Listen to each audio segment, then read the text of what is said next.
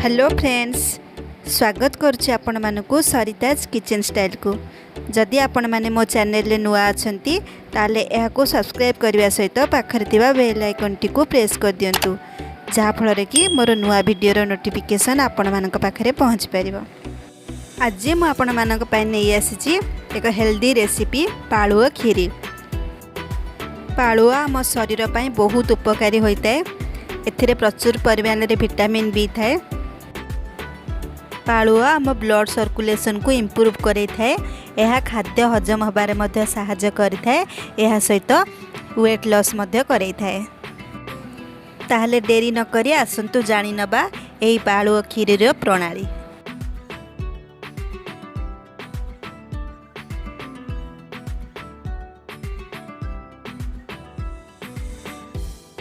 एथिपाई मु 6 रु 7 चमच पाळुआ नेछि। आकु आमे फास्ट भिजे कि किछ समय रखिदबा। एबे गोटे कड़ाई गरम करी मु गोटे चमच गुआ घी नेछि। सेथिरे आमे किछि काजू किशमिश को भाजी नबा। देखंतु एठी हमर काजू किशमिश भाजी हे गलानी। मु त गोटे प्लेट रे काढी नेछि।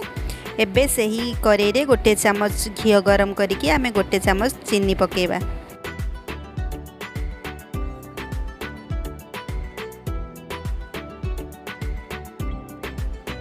चीनी को किछि समय घी रे भाजिला परे ए भला लाल कलर आसी जिवो।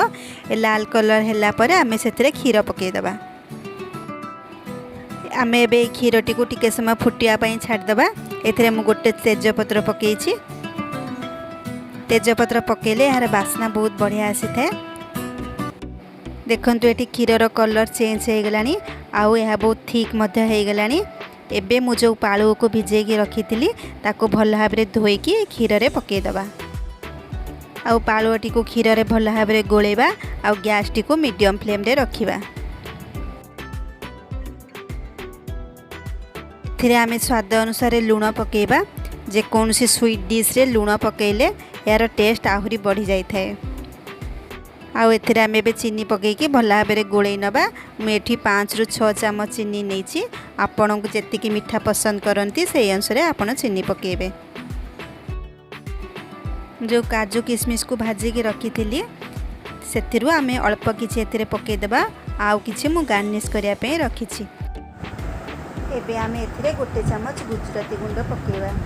जे कोनसी स्वीट डिश रे गुजराती गुंड पकेले तार फ्लेवर बहुत बढ़िया हेइथाय और स्वाद मध्य बढ़ी जाई थाए।